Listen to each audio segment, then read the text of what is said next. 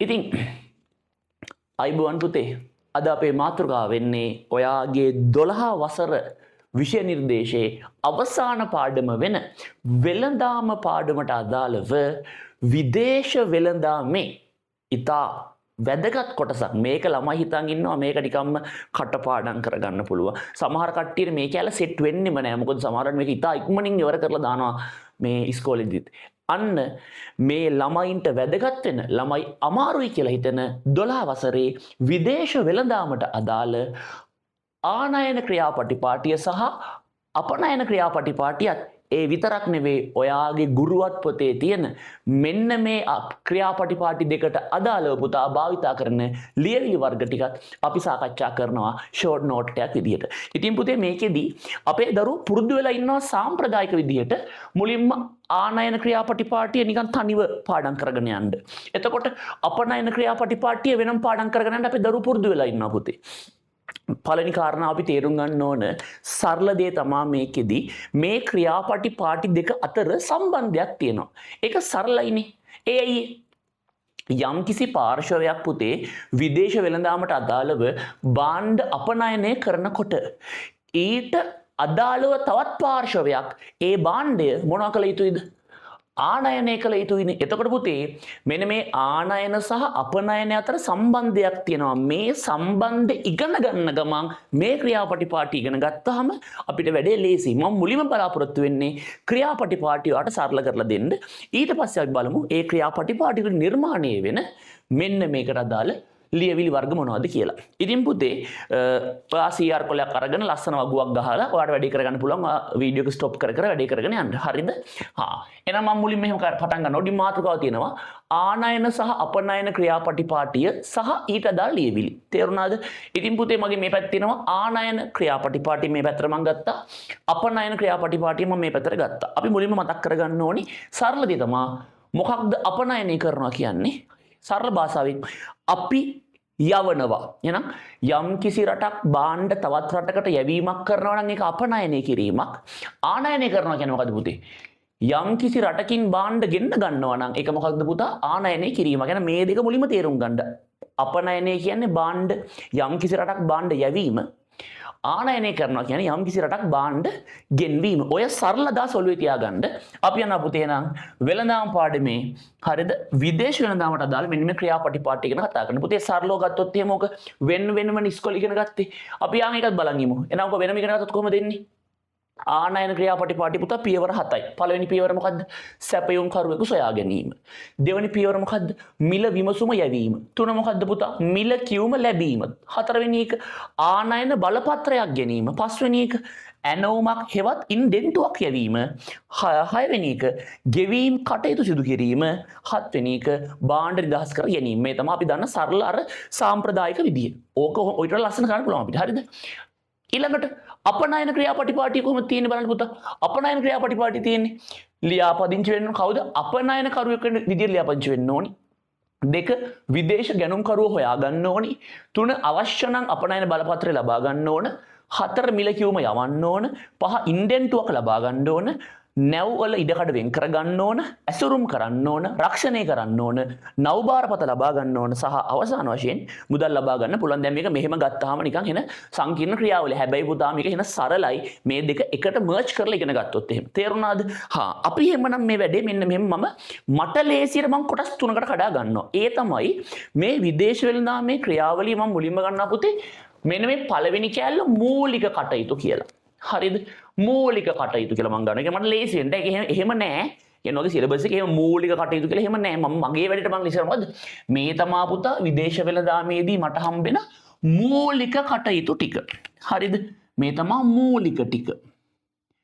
හරි මූලික ටික. හරි මේ තමා පුතා ක්‍රියාවලිය. මම මේකට ගන්නවා ක්‍රියාවලිය කියලා. මට ලේසි වෙන්න. හරි මම මෙයාට ගන්න අවසානය කියලා. හරි අවසානය කියලා. ඉතින් පුතේ මට ලේසිම කඩාගත්තේ නම් මූලික ක්‍රියාවලිය සහ අවසානය කියලා. හරිද? ඉතින් පුතේ අපි පටන් ගන්න මෙන්න මෙයාගෙන් ආනයනයේ පැත්තේ. පුතේ ආනයන කරුවා ඉස්සෙල්ලාම කරන්න ඕන දේ මොකද්ද? මූලික කරන්න ඕන දේ මොකද්ද? සැපයුම් කාර්යයක් හොයාගන්න. එන ආනයනකාරයා සාමාන්‍යයෙන් කරන්න ඕන දේ මොකද්ද එහෙමනම්? එයා මූලිකව කරන්න ඕන සැපයුම්කාරය හොයාගන්න එක. හරිද? එතකොට එනවා මම අපනයනකරුවා පැත්තට. එයා මූලිකව කරන්න ඕන දේවල් මොනවද? එයා මූලිකව කරන්න ඕන දේවල් මොනවද පුතා? අංක 1. එයා අපනයනකාරයෙක් විදිහට ලියාපදිංචි වෙන්න ඕන. හේතුව එයාගේ වැඩේම තමන්ගේ බාණ්ඩ වෙන රටවලට යවන එකනේ. එතකොට එයාට සිද්ධ වෙනවා අපනයනකාරයෙක් විදිහට මොනවා වෙන්නද? ලියාපදිංචි වෙන්න එයාට සිද්ධ වෙනවා. තේරුණාද? දෙවැනි කාරණාව. විදේශ ගැනුම්කරුවන් සොයා ගැනීම. එයාගේ බාණ්ඩ ගන්න කට්ටිය හොයා ගන්න ඕනි. ඒකට අපි කියනවා විදේශ ගැනුම්කරුවන් සොයා ගැනීම කියලා. තේරුණාද? තුන්වෙනි එක ඇවිල්ලා අවශ්‍ය නම් අපනයන බලපත්‍රය ලබා ගන්න සිද්ධ වෙනවා. තේරුණාද? එහෙනම් අවශ්‍ය නම් මොකද කරන්න සිද්ධ වෙන්නේ? අපනයන බලපත්‍රයක් පවා ලබා ගන්න වෙනවා පුතේ. ඔන්න දැන් තමයි වැඩේ පටන් ගන්න. තේරුණාද? මේක ආරම්භ වෙන්නේ ආනයනකරුවාගේ පැත්තෙන්. මතක තියාගන්න එක හොඳට. හරිද? ආනයනකරුවා හරිද අපනයනකාරය ගැන විස්තර බලලා එයා මුලින්ම කරන්න පුතේ බාණ්ඩවල මිල විමසුමක් යවනවා. ඒ අදාළ රටේ පුද්ගලට යවනවා. මොකද බාණ්ඩ මිල අහලා යවනවා යා. අන්න මිල විමසුම යවන වැඩේ පටන් ගන්න මෙන්න මෙතනින්. ඔන්න පළමු පියවර පටන් ගත්ත මේ හරියෙන්. 1යි. ඉතින් මිල විමසුම යවුවට පස්සේ අපනයනකාරයා පුතේ මොකද කරන්නේ? අරයාගේ මිල විමසුමට ප්‍රතිචාරයක් විදිහට මුලින්ම මිල කියුමක් යවනවා. ඔන්න එයා මොකද්ද කරන්නේ? මෙන්න මිල කියුම යවනවා පුතා. හරි. දෙවෙනි පියවර මොකද්ද? මිල කියුමක් යවනවා මේ පැත්තට. ඒක යවනකොට පළවෙනි පාර යවන්නේ මොකක්ද? අර දල වශයෙන් මිල දාලා යවනවා. මොකක්ද? මෙන්න මෙහෙම වෙන්න මෙන්න මේ වගේ තමයි මිල තියෙන කියලා දල වශයෙන් යවනවා. හරිද? ඊළඟට පුතේ හරි ඊළඟට මොකද වෙන්නේ? ආන්ගේ දල වශයෙන් මිල යවනකට අපි කියනවා මොකද? නාම මාත්‍ර ඉන්වොයිසියක් කියලා. කියන්නේ ඒකේ තියෙන මිල නිශ්චිත වෙන ගනුදෙනුව වෙනකොට මිල වෙනස් වෙන්න පුළුවන්. අන්න ඊට පස්සේ හරියට මෙන්න මේ ගාන යනවා කියලා මොකද කරන්නේ? විධිමත් ඉන්වොයිසියක් ආය පාරක් යවනවා. හරිද? එහෙනම් අර මුලින්ම නිකන් යවන්නේ මොකද? නාම මාත්‍ර ඉන්වොයිසිය. ඊටසේ හරියට ඒ අදාළ ගනුදෙනු විස්තර දාලා යවනවා. ආන් ඕකෙදි පුතේ මේ විධිමත් ඉන්වොයිසිය නිකුත් කරද්දී ඒ යවන මිල ගණන් පෙන්වන්න පුළුවන් ආකාර කීපයක් තියෙනවා. හරිද? ආන් ඕක විභාගය අහලා තිබ්බා. මෙන්න මේ තියෙන ආන් ඒ ක්‍රම ටික. හරිද? අපි ඒවා පස්සේ කතා කරගෙන යමු. ආන් ඒ මිල කියුම මෙහෙට යවුවට පස්සේ පුතා ආනයනකරුවාගේ පැත්තේ මොකද කරන්නේ? මිල කියුම එයාට ලැබෙනවා. එයා ඒ මිලට එකඟ නම් එයා මොකද කරන්නේ? එයාට ඒ බාණ්ඩ ටික ගන්නත් ඕන නම් එයා ආනයන බලපත්‍රයක් ගන්නවා. අන්න මිල කියුම ලැබුණා. ලැබුණට පස්සේ මොකද කරන්නේ? එයා ඒකට දාලා ආනයන බලපත්‍රයක් ගත්තා. ආනයන බලපත්‍රයක් ගත්තට පස්සේ පුතා එයාට දැන් මේ බාණ්ඩ ගෙන්නන්න පුළුවන් නේ. අවසර දැන් ගෙන්නන්න පුළුවන් නිසා මොකද කරන්නේ? එයා Tamanට ඕන බාණ්ඩ ප්‍රමාණය ඉල්ලුම් කරනවා. නැත්නම් ඇනවුම් කරනවා. මොකක් කරාද? ඇනවුම හේවත් ඉන්ඩෙන්ටුවක් යවීම මගින්. පුතේ එහෙනම් ඉන්ඩෙන්ටුව යවනවා. ඉන්ඩෙන්ටුව යවනකොට මෙන්න ඉන්ඩෙන්ටුව ලැබෙනවා. හරි. අපනයනකාරයට මොකද වෙන්නේ? එයාට ඉන්ඩෙන්ටුව ලබා ගන්න පුළුවන්. ඉන්ඩෙන්ටුවක් කියන්නේ මොකද්ද පුතේ? ඇනවුමක් කියන අදහස. ඔයාගේ ඕඩර් එක එයා ලැබෙනවා. ඕඩර් එක හම්බෙච්ච ගමන් පුතේ සාමාන්‍යයෙන් අර ලංකාවේ ඇතුලේ ව්‍යාපාර කරනවා වගේ නෙවෙයි විදේශ වෙළඳාමේදී. ඔයාට ඉන්ඩෙන්ටුව ලැබිච්ච ගමන් ඔයා මුලින්ම කරගන්න ඕන දේ තමයි මොකක්ද? ඒ බාණ්ඩ යවන විදිය බලන්න ඕන. බාණ්ඩ තොගයට මෙච්චර ඉඩ ප්‍රමාණයක් යනවා මේක යවන්න වෙන්නේ මෙන්න මේ විදියට. ඔයා ඒකට ලෑස්ති වෙන්න ඕන. අන්න එහෙනම් ඔයා මුලින්ම කරන්නේ ඉන්ඩෙන්ටුව ලැබිච්ච ගමන් ඒකට අදාළව නැව් ඉඩකඩ ටික වෙන් කරගන්න පටන් ගන්නවා. හරිද? ඔන්න නැව් ඉඩකඩ ටික වෙන් කරගත්තා. පුතා නැවේ ඉඩකඩ ටික වෙන් කරලා පස්සේ ඒකට ගැළපෙන විදිහට ඔයාට සිද්ධ වෙනවා ඔයාගේ ඒ බාණ්ඩ ටික ඇසුරුම් කරන්න. ඇසුරුම් කරාට විතරක් මදි. ඒ බාණ්ඩ ටික පුතේ හරිද මේ අදාළ පාර්ශවයට හරිද ගියාට පස්සේ එයාට ලැබුණොත් විතරයි සල්ලි ගෙවන්නේ. හරි ඔය අතරතුරේ මොනවා හරි අනතුරක් වෙලා ඔයාට පාඩුවක් වුණොත් ඔයාට ඒක තනියෙන් දරා ගන්න වෙන නිසා ඔයා මොකද කරන්නේ? රක්ෂණය කිරීමකුත් කරගන්න. ඒකට ඔයාට මොකද වෙන්නේ? ඔයාට වෙන්න පුළුවන් පාඩුව අඩු කරගන්න පුළුවන්. අවසාන වශයෙන්දී එයාගේ පැත්තෙන් එයා මොකද කරන්නේ? ඒ බාණ්ඩ රක්ෂණය කරලා පුතා නැවට බාර දුන්නාම මොකද වෙන්නේ? අන්න නව් බාරපතක් එයාට ලබා ගන්න හම්බ වෙනවා. එතකොට පුතා ඔන්න නැවට බාණ්ඩ ටික ලස්සනට මෙන්න මේ පැත්තට එන්න පටන් ගන්නවා. හරිද? මෙහෙට බඩු ටික ආවට පස්සේ හරි ඔන්න දැන් බාණ්ඩ මෙන්න මේ පැත්තට ඇවිල්ලා තියෙන්නේ පුතේ. බාණ්ඩ එක ලැබිලා තියෙන්නේ මේ පැත්තට. ලැබුණ පස්සේ මේ පැත්තේ ඉන්නවා මේ පැත්තේ ඉන්නවා ආනයනකරුවා. මෙයාට පුළුවන් අදාළ ගෙවීම් කටයුතු ටික කරන්න. තේරුණාද? ආන්ගේ ගෙවීම් කටයුතු ටික කරලා බාණ්ඩ නිදහස් කරගන්න ඕන. ආන් එතකොට මේ ගෙවීම් කටයුතු ටික හරියට උනාට පස්සේ මෙයාට පුතා ඒ අදාළ පැත්තෙන් මුදල් ටික මෙයාගේ පැත්තට ලැබෙනවා. මේ පැත්තෙන් පුතා මෙයාට පුළුවන් වෙනවා මුදල් ටික ලබා ගන්න. හරිද? එතකොට මෙන්න 10යි. මේ දෙන්න පොදුවේ ගත්තට පස්සේ ඔන්න පියවර 10කට එනවා. එහෙමනම් හරි සරලයි මේ ක්‍රියාවලිය එකට එකක් සම්බන්ධ වෙලා ගියේ. හරිද? මේ පැත්තෙන් ලස්සන නෝට් එක දාගෙන මේ පැත්තට ආවට පස්සේ ඔක මැනේජ් කරගන්න පුළුවන්. ඔයා මුලින්ම වීඩියෝ හොඳට බලලා පස්සේ ආයෙ පාරක් වීඩියෝ එක ස්ටොප් කර කර මේක මේ නෝට් එක දාගන්න පුළුවන් ඔයාට. හරිද? එහෙනම් වැඩි පටන් ගත්තේ කොහොමද මුලින්ම? ආනයන කරුවම සැපයුම්කාරයෙක් හොයාගත්තා. අපනයනකරුවා ලියාපදිංචි වුණා. විදේශ ගැනුම්කාරයෙක් හොයාගත්තා. අවශ්‍ය නම් අපනයන බලපත්‍රයක් පවා ලබා ගත්තා. හරිද? වැඩි පටන් ගත්තේ කවුද ඒ වුණාට? ආනයනකරුවා. එයා මුලින්ම කරේ මොකද්ද? මිල විමසුමක් යවුවා. ඒකට ප්‍රතිචාරයක් විදිහට මිල කිව්මක් යවුවා. මෙයාට ඒක ලැබුණා පුතා. ඒ මොකද්ද? මිල කිව්ම ලැබුණා. ලැබිච්ච ගමන් එයා මොකද්ද කරේ? Tamanට බාණ්ඩ ටික ඕන නම් ආනයන බලපත්‍රයක් ලබා ගත්තා. ලබා ගත්තට පස්සේ නිකන් හිටියේ නෑ. ඇනවුම හේවත් ඉන්ඩෙන්ටුව යවුවා. අන්න කියන්නේ ඕඩර් එක දැම්මා. ඇනවුම දැම්මා. මෙයා මොකද කරේ? මෙයාට ඇනවුම ලැබිච්ච ගමන් ඒ බාණ්ඩ ටික දාන්න ඕන කරන ඉඩකඩ ටික වෙන් කරගත්තා. ඒ ටික වෙන් කරගත්ත ගමන් ඒකට සුදුසු පරිදි ඇසුරුම් කරා. ඇසුරුම් කරලා බාණ්ඩ රක්ෂණයත් කරගෙන ඒ ටික නැවට බාර දුන්නා.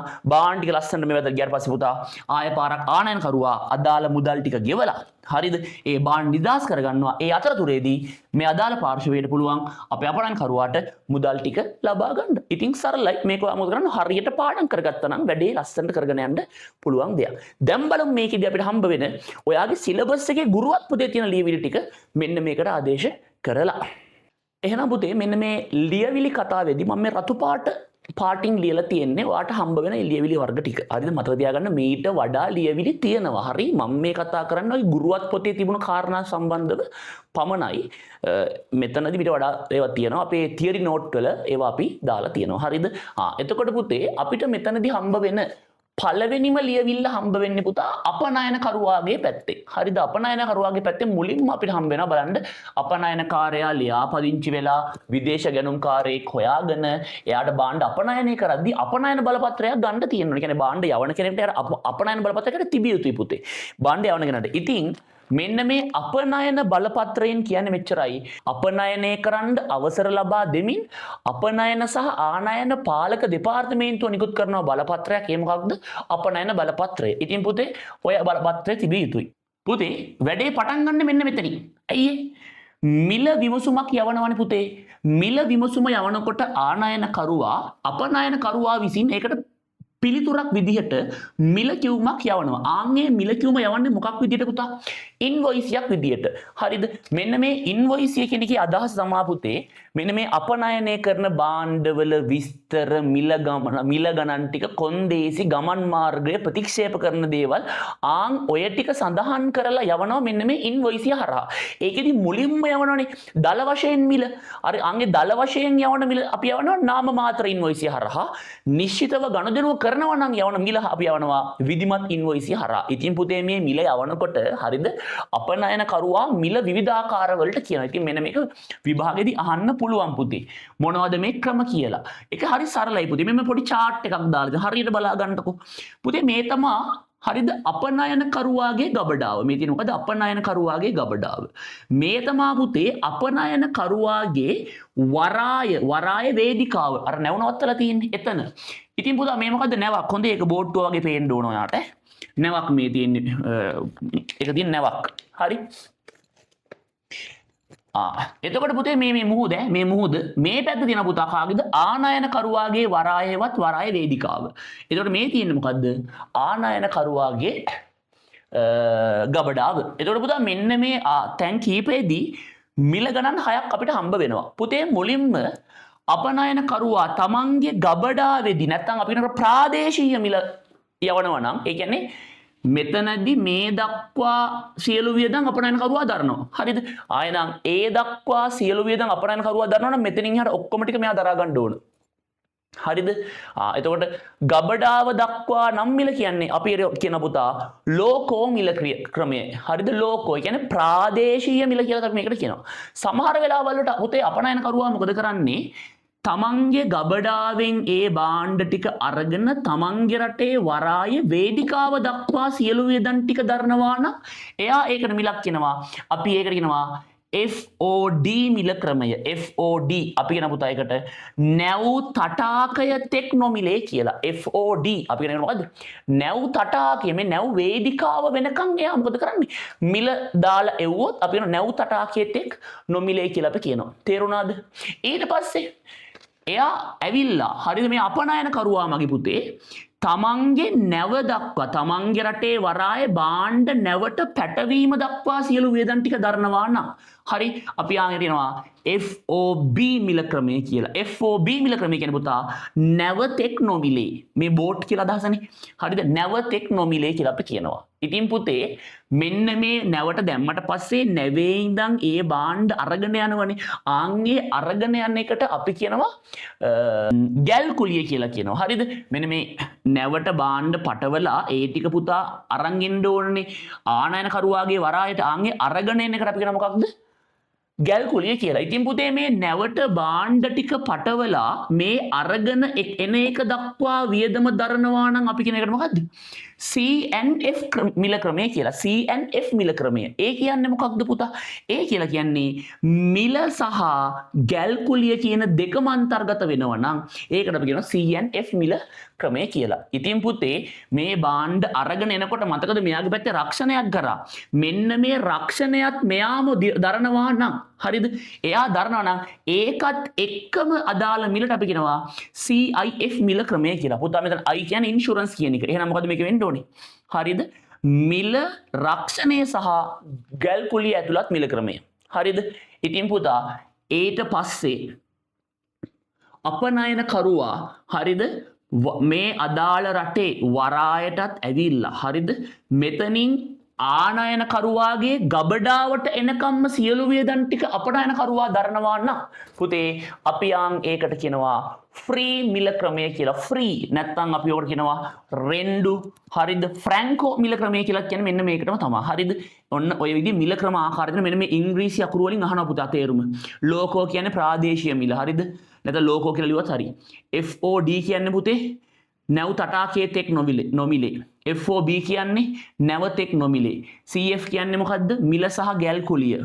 හරිද?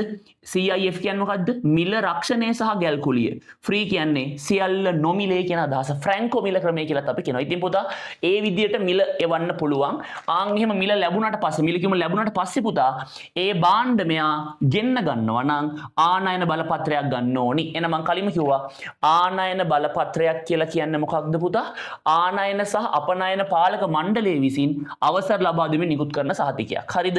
ඉතින් අපනයන බලපත්‍රය ගත්තට පස්සේ එහෙනම් ඊළඟ පියවර තමයි ඇනවුම හේවත් ඉන්ඩෙන්ටුව යැවීම. හරිද? සරල භාෂාවෙන් ඉන්ඩෙන්ටුවක් කියන්නේ ඇනවුමක්. හරිද? මෙන්න මේ ඉන්ඩෙන්ටුව හේවත් ඇනවුම පුතේ ආකාර දෙකයි.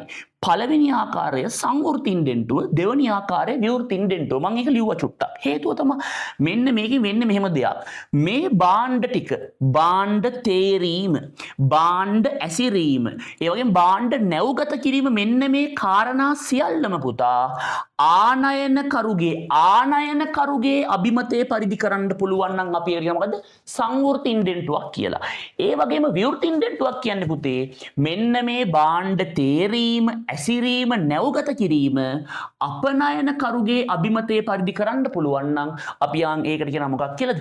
විවෘත ඉන්ඩෙන්ටුවක් කියලා. ඉතින් පුතා මේ ඉන්ඩෙන්ටුව මෙහෙට ලැබුණට පස්සේ මේ ඉන්ඩෙන්ටුවට අදාළව ඒ ඕඩර් එක අපි නැවට පටවන්න දෙපයි. ආන්ගේ නැවට දාන්න ඕන ඉඩකඩ ටික වෙන් කර ගන්නවා. ආන්ගේ ඉඩකඩ වෙන් කර ගන්නකොට අපිට ගන්න වෙන සහතික කීපයක් තියෙනවා පුතා. මේ නැව් ඉඩකඩ වෙන් කරගද්දී අපිට ගන්න වෙන අංක එකක් තමයි ප්‍රභවස්ථාන සහතිකය. මොකක්ද මේ ප්‍රභවස්ථාන සහතිකය කියලා කියන්නේ පුතා?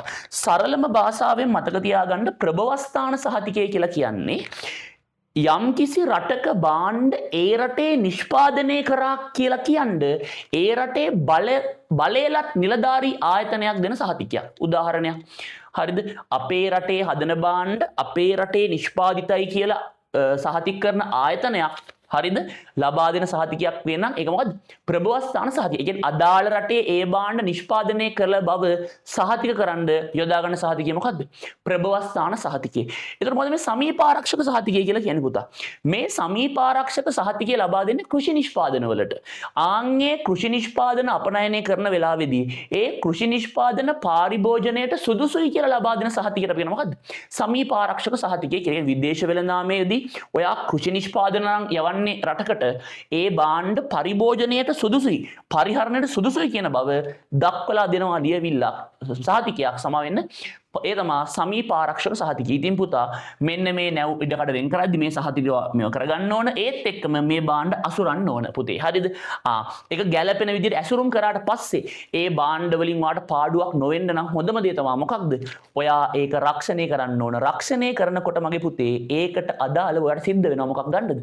රක්ෂණ සහතිකයක් ගන්න. ඒක රක්ෂණ සමාගමකින් ලබා ගන්න පුළුවන් සහතිකයක් ඔයාට. ඒ තමයි රක්ෂණ සහතිකය. ඉතින් පුතේ ඒක රක්ෂණය කරලා ඔයා මොකද කරන්න ඕනි? නෞබාර පතක් ලබා ගන්න ඕනි. හරිද? එතකොට ආන්ගේ නෞබාර ගත්තට පස්සේ වාහන ටික ලස්සන වෙන මේ පැත්තට යනවා පුතේ. එතකොට මෙන්න මෙතනදී හරි මෙන්න මෙතනදී මේ නෞබාර පත ලබා ගැනීමටත් එක්ක අදාළව හරිද? මෙතන පොඩි ලියවිලි කීපයක් වට නිර්මාණය වෙනවා. එකක් තමයි ඔයාට ගන්න සිද්ධ වෙන පුතේ ආනයන සටහන් කරය. ආනයන සටහන් කරය. අනිත් එක ඔයාට ගන්න පුතා වේදිකා කුවිතාංශය. ඊට පස්සේ ඔයාට ගන්න මොකද්ද? නෞබාර පත. දැන් මොකද්ද මේ නෞබාර පත කියන්නේ කියලා අහුවොත් එහෙම සරල භාෂාවෙන් පුතා නෞබාර පතක් කියලා කියන්නේ මොකක්ද? අපි මුලින් මේක වෙර කරමු. හරිද? නෞබාර පතෙන් කරන්නේ ඔයා අපනයනය කරන භාණ්ඩ ටික නැවට පටවවුවා කියලා. හරිද? ඔයාගේ භාණ්ඩ ටික ඔයා නැවට පටවවුවා කියලා ඒ නැව් සමාගම හෝ ඒකේ නැව්පති ඔයාට දෙනවා සහතිකයක් නැත්නම් ලියවිල්ලක් දෙනවා. ඒ තමයි මොකද්ද? නෞබාර පත. ඉතින් පුතේ මෙන්න මේ නෞබාර පත හරිද ආකාර දෙකකට ඔයාට ලැබෙනවා. එකක් තමයි පුතේ දුෂ්‍ය නෞබාර පත සහ අනිත් එක පාරිශුද්ධ නෞබාර පත. පුතේ මෙතනදි වෙන්නේ මෙහෙම දෙයක්. හරිද? දැන් පාරිශුද්ධ නෞබාර පතක් කියන කතන්දරේදී වෙන්නේ මොකද්ද? නැවට භාණ්ඩ පටවන වෙලාවේදී ඒක හොඳ තත්ත්වයේ තියෙනවා නම් ඒක හොඳ තත්ත්වයේ තියෙන භාණ්ඩ නම් ඒක දෙන්නේ මොකද්ද? පාරිදුෂ්‍ය නෞබාර පතක්. හැබැයි මේ භාණ්ඩ නැවට පටවන වෙලාවේදීම එයාට පේනවා නම් මේ භාණ්ඩවල යම්කිසි පළුදු වීමක්, කැඩීමක්, බිඳීමක් තියෙනවා කියලා එයා දෙන්නේ මොකද්ද? දුෂ්‍ය නෞබාර පතක්. පුතේ හරියද? ඒතකොට ඔයාට හිතෙන්න පුළුවන් ඉතින් සර් දුෂ්‍ය නෞබාර පතක් දුන්නොත් එහෙම මේ ආනයන කරුවාට මේ භාණ්ඩ රිජෙක්ට් කරන්න පුළුවන් කියලා. නෑ පුතා ඔයාට ඔප්ෂන් තියෙනවා. හොඳේ. හරිද? දුෂ්‍ය නෞබාර පතක් වෙනුවට පාරිදුෂ්‍ය නෞබාර පතක් ගන්න පුළුවන් ක්‍රම තියෙනවා. හරි? අපයාට ඕන නම් පුළුවන් දුෂ්‍ය නෞබාර පතක් තියෙන වෙලාවකදී ඒක පාරිදුෂ්‍ය කරගන්න මොකද්ද? හානි රක්ෂණ ලිපියක් කරා පුළුවන් වාට ඕන නම් දුෂ්‍ය නෞබාර පත පාරිශුද්ධ නෞබාර පතක් බවට පත් කරගන්න. තේරුණාද? ඊළඟ එක තමයි පුතේ අපිට හම් වෙනවා අපනයන සටහන් කරේ. හරිද? මේක නම් හරි සරලයි. මොකක්ද? අපනයන කරුවා තමන් අපනයනය කරන භාණ්ඩ පිළිබඳ විස්තර අන්තර්ගත කරලා අදාළ රටේ රේගුවට දෙන ලියවිල්ල මොකද්ද? අපනයන සටහන් කරය. හරිද? ඊළඟට දිනා මොකද්ද පුතේ? වේදිකා කුවිතාංශය. මේකෙන් කරන්නේ මොකක්ද පුතේ? මේකට අපිට වාප්පුකාර කුවිතාංශය කියලාත් කියනවා මේකට. වාප්පුකාර කුවිතාංශය කියලාත් කියනවා. රේගුවට භාණ්ඩ බාර දුන්න බවටත් ඒක බාරගත්ත බවටත් රේගුවෙන් වාට දෙන සහතිකය මොකද්ද? වේදිකා කුවිතාංශය. හරි? ඔයා රේගුවට භාණ්ඩ බාර දුන්නා, රේගුවෙන් භාණ්ඩ ගත්තා කියලා සහතිකයක් වට හම් වෙනවා. ඒ තමයි මොකද? වේදිකා කුවිතාංශය. ඉතින් පුතේ ඒ ටික ගත්තට පස්සේ දැන් ඒ භාණ්ඩ ඔක්කොම ඇවිල්ලා තියෙන මේ පැත්තට. අදාළ රටේ ආනයන කරුවා තමන්ගේ ගෙවීම් කරන්න ඕන. පුතා විදේශ වෙළඳාමේදී ගෙවීම් කරද්දී අපිට හම් වෙන ප්‍රධාන ලියවිල්ල තමයි මොකද්ද? ණයවර ලිපිය. හරිද? ණයවර ලිපිය. ඉතින් ගෙවීම් කරද්දී අපිට ණයවර ලිපිය හම්බුනාට පුතා අපිට ගෙවීම් කරන්න පුළුවන් ක්‍රම කීපයක් තියෙනවා. ණයවර ලිපියට අමතරව බැංකු අනකර කර හරහා ගෙවන්නත් පුළුවන්. විද්‍යුත් ගෙවීම් හරහා ගෙවන්නත් පුළුවන්. ඔය විද්‍යුත් ගෙවීම් ක්‍රමත් කීපයක් තියෙනවා පුතේ. ඕවා අපේ තියෙන නෝට් වල අපි සාකච්ඡා කරලා තියෙනවා. ඒක බලන්න පුළුවන් අපිට. හරිද? සහ ඕන ගුරුවරයෙක් මේ ටික වට දෙනවා. හරි විද්‍යුත් ගෙවීම් ක්‍රම දන්නවනේ පුතේ. හරි සරලයි ඔය විද්‍යුත් ගෙවීම් ටික මොකක්ද? ණය කාඩ්පත්, අන්තර්ජාල පෙරගෙවුම් කාඩ්පත්, අන්තර්ජාල පෙරගෙවුම් පහසුකම්. හරිද? විද්‍යුත් ගෙවීම් සේවා සපයන ආයතන හරහා කියන්නේ PayPal වගේ අන්න ඒ ටික අපිට ගන්න පුළුවන්. ඉතින් ඒ විදිහට සල්ලි ගෙවලා ඔයාලට භාණ්ඩ ටික නිදහස් කරගන්න පුළුවන්. පුතේ භාණ්ඩ නිදහස් කරගද්දී මෙන්න මේ ටික ඔයාලට ඕනි වෙනවා. මොකද්ද? ආනයන සටහන් කරේ. මොකද්ද මේ ආනයන සටහන් කරේ කියන්නේ පුතා? ආනයන කරුවා හරි එයාගේ නියෝජිතයා හරි අදාළ රටේ රේගුවට කියනවා මෙන්න මෙහෙම භාණ්ඩ ටිකක් ඇවිත් තියෙනවා කියලා කියන්නේ යොදා ගන්නවා. මොකක්ද? ආනයන සටහන් කරේ යොදා ගන්නවා. තේරුණාද? ඉතින් පුතේ ඔයාට ආනයන සටහන් කරේ හදන්න හරිද ලියවිලි දෙකක් ඕන වෙනවා. එකක් තමයි පුතා ඉන්වොයිස් ඔයාට ඕන වෙනවා.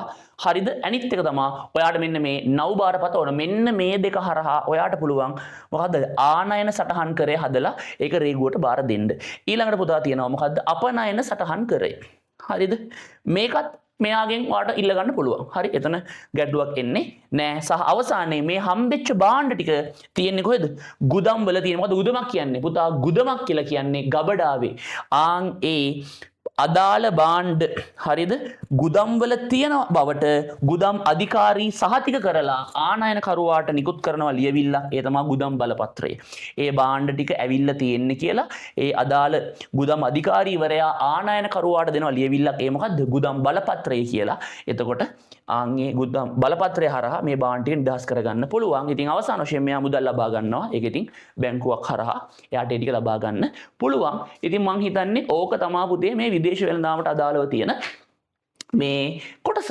ඒක මහ ලොකු කෑල්ලක් නෙවෙයි. හරි සරලව මේක ඔලුවට දාගෙන හොඳ නෝට් එකක් දාගෙන මේක හොඳට කටපාඩම් කරගන්න පුළුවන් දෙයක්. මොකද්ද? මේ දෙක හොඳට මුලින්ම මර්ජ් කරගත්තා. ඒ කියන්නේ අවබෝධයෙන් ලොජිකල් දාගත්ත ඔලුවට. ඊට පස්සේ තියරි පාර්ට් එක මේ ටික කටපාඩම් කරගත්තා. එච්චරයි. හරි. මේ ටික කටපාඩම් කරගත්ත පස්සේ මේ වැඩි ලස්සනට ඉවර කරගෙන යන්න පුළුවන්. එහෙනම් අපි මේ වගේම තවත් වැදගත් මාතෘකාවකින් හම්බ වෙමු. එහෙනම් හැමෝටම තෙරුවන් සරණයි පුතේ. ජය වේවා. සමත් වුවත් අසමත් වුවත් ජීවිතයේ දිනවන විෂය ව්‍යාපාර අධ්‍යයනය ඔබ දිනවීම වෙනුවෙන් සියල්ල සූදානම්. අපේ වැඩපිළිවෙල පාඩම් 18 වෙනුවෙන් සැකසූ ගුණාත්මක නිබන්ධන 21ක්. සෑම නිබන්ධනයකටම යුනිට් එක්සෑම් එකක්. සෑම වසරකම ෆෝකස් රෑන්කින් විභාග 6ක්. සෑම සතියකටම වර්ක්ෂීට් එකක්. පන්තිය තුලදීම පාඩම් කරවමින් ඉගැන්වීම. ලංකාවේ වැඩිපුරම වැඩ කරන DS පන්තිය රිලයන්ස් මහනුවර පේරාදෙණි කුරුණෑගල ඔන්ලයින් ලංකාවටම ජනක මැද ගෙදර